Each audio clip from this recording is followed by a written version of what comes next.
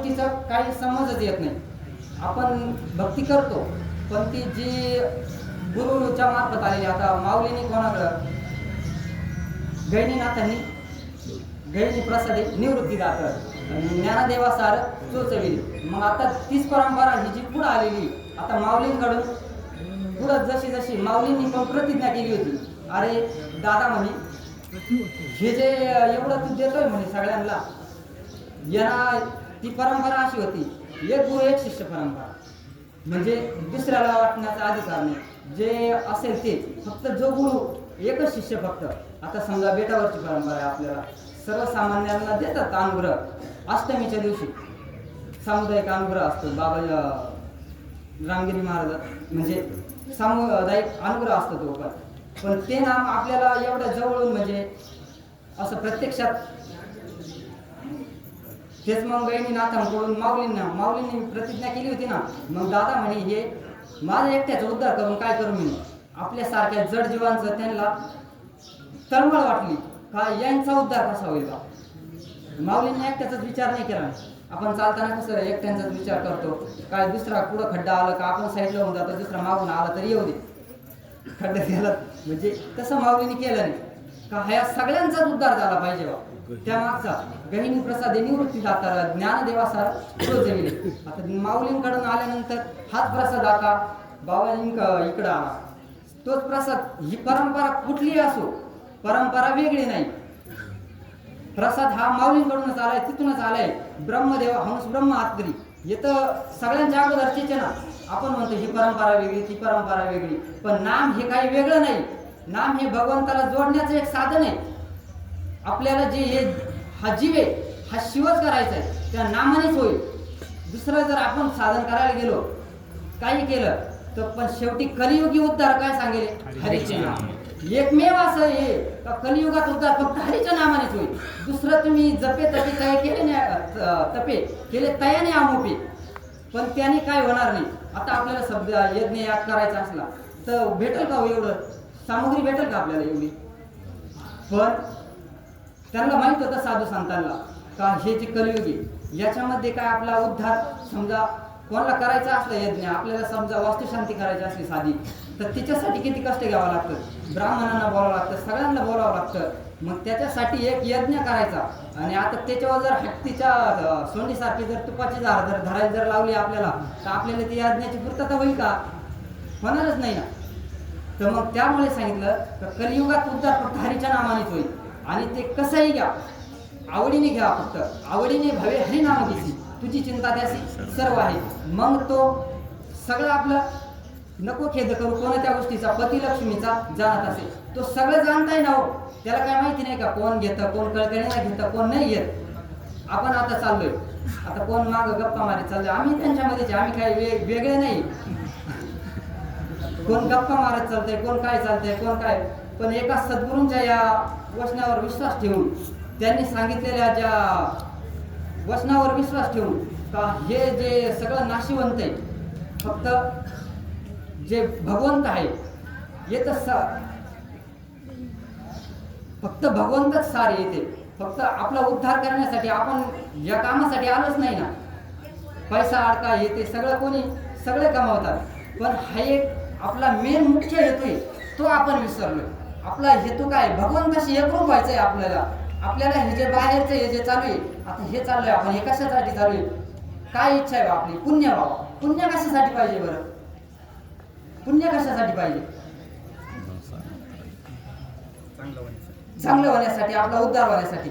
हाच एक हेतू आहे. जव हे पुण्याची पावटी सरे तव इंद्रपदाची इंद्रपदाची परत येऊ लागती माघारी. म्हणजे इंद्रदेवाला सुद्धा काही काळानंतर इंद्रदेवाचं सुद्धा पुण्य जर संपलं तर त्याला सुद्धा परत माघारी पृथ्वी लोकांवर यावं लागतं. माफ करा बरं का, एवढं काय प्रवाही आहे आमच्या काळ नाही, काय साधं आता बोलायला लावलंय. करू आता, सगळ्यांची इच्छा होती का प्रवचन करावा, काय तसं बघायला गेलं तर आमच्याकडे काही नाही हो महाराज. तसा विचार जर केला तर आम्ही काय प्रवचनकार कीर्तनकार काही नाही. पण एका सद्गुरूंचा आशीर्वाद म्हणून, एका सद्गुरूंचे एका नामाने काय होतं का, काय काय अनुभव येतात नाम घेतल्याने, काय नाही येतो. आता समजा आमच्या घरामागे ती दीपाली ताईन काय नामाने काय होत नाही, नामाची शक्ती बघा. साधं तिथं घरामध्ये अवलय लांब नका जाऊ ना, साधू संतांनी तर घेतलेलेच अनुभव ते तर त्यानेच ठरले. कोणी जर प्रेमानंद महाराज सांगतात, कोणी जर नाम सोडून जर दुसरं सांगत असेल म्हणे तर त्याचं थांबू सुद्धा नका तिथं म्हणे, क्षणभर सुद्धा थांबू नका म्हणे. जो नाम सोडून जर दुसरं काही सांगत असेल, तेच प्रभू रामचंद्राचे सेवक ब्रह्मचैतन्य गोंदवलेकर महाराज ते पण सांगतात, नाम सोडून जो काही सांगत म्हणे तर त्याला बाजूला टाकले त्यांनी. जो फक्त भगवंताचं नाम सोडून जो दुसरा काही सांगत असेल म्हणे तर सगळं व्यर्थ आहे. एक भगवंताचं नाम आणि नामच हे सर्वश्रेष्ठ आहे. मग त्याच्यामुळे आपण काय करायला पाहिजे, भगवंताचं नामस्मरण करायला पाहिजे की नाही, करायला पाहिजे की नाही, बोला करायला पाहिजे. मग आपण आता इथं आलो कशासाठी, भगवंताचं फक्त रस्त्याने चालताना ज्याला अभंग नसेल येत नसून येत नका येऊ द्या. रामकृष्ण हरी उघडा मंत्र आहे ना, आपल्या नारायणगिरी महाराजांनी नारायणगिरी महाराजांनी सांगितलेला. काय अडचणी, ओम नमः शिवाय, ओम नमः शिवाय येतं सगळ्यांकडं. बाबाजींचं ते पण आहे ना, बाबाजींचं आपलं तर भाग्य एवढं आहे बघा. आपल्याला चौफेरीत का म्हणजे आपण बरं अमेरिका इकडं बाहेरच्या देशात जन्माला नाही आलो, आपलं एवढं भाग्य आहे आपण संतांच्या गारड्यामध्ये जन्माला आलो. एवढं संतांच्या आपलं सद्गुरू गंगागिरीजी महाराज, इकडं बाबाजी, आपलं काय नाही इकडं परत नाशिकला ये. आपण एवढं जवळ असताना तरी आपल्याला त्या गोष्टीचं ज्ञान नसावं का, काय कशाने काय होतं. ज्ञानी आहेच इथं सगळे बसलेले, ज्ञानवृद्ध वयोवृद्धच आहेच सगळेच माझ्यापेक्षा. ज्ञानवृद्ध वयोवृद्ध असतील, ज्ञानवृद्ध असतील, सगळ्यांना हे सगळं एवढं संतांच्या गराड्यामध्ये असून आपल्याला सुद्धा का हे जे आपला प्रवास बरोबर आहे, प्रवास चुकीचा आहे असं काही नाही. फक्त जे चालताना मुखी नाम हाती टाळी मुखाने नाम यानेच आपली. आणि चालता चालता काय बरं असतं आपल्याला, काही आता घरची चिंता असते का, काही घरी काही व्याप नाही ना. आपण निघालोय फक्त कशासाठी, दिंडीसाठी. आपलं ध्येय काय पाहिजे, फक्त भगवंतच भेटावा एवढंच आपली तळमळ असते ना. आता कोणी बोलत चालतं, कोणी काय चालतं, तो आपला.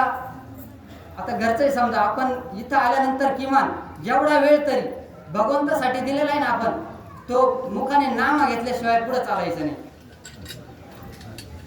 यज्ञ पावला पावली सांगितलंय ना, पण तो यज्ञ पावला पावली तसं नाही व्हायला.